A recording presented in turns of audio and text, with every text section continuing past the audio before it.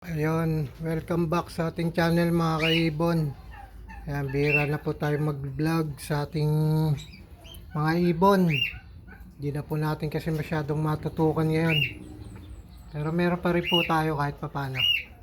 Ayan, puro Lutino pa project yan. Meron pa rin tayong kakatail. Ayan, hindi natin maano, nagpapasukan sa loob pagka nilapitan na. Ayan. Gawa kasi na nag-ship tayo muna ngayon sa pabo. Ayan, ang mga pabo natin, mga pasisiw. Ayan. Ito yung barako natin malaki na pabo. Ayan. Na-out din natin yan. Saka dito yung mga pabo natin. Ayan, ito. Dito ngayon sila. Kapapakain ko lang. Yan ang dahilan kung bakit wala tayong masyadong vlog ngayon sa ibon. Medyo lumipat po tayo sa pabo. Yan. Medyo nabawasan na to. Kasi noong December, nag-out tayo. Masyadong marami ang mga kumuha. Yan, natira. Marami tayong nai-out. Eh nung naparami ko to, halos sumabot na to ng ang 40 pieces, kaya lang pakonti-konti na kukuha sila.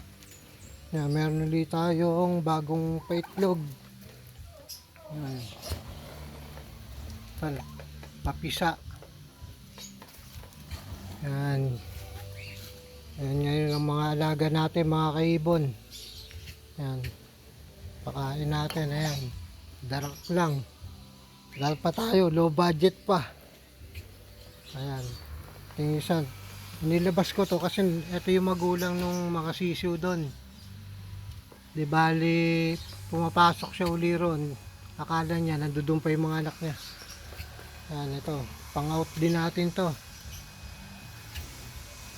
Marami tayong na-out. Ayan mga kaibon, hanggang dito lang muna. Puputulin ko po muna ang ating vlog. Medyo pinasilip ko lang kung bakit bihira na tayo mag vlog sa ibon.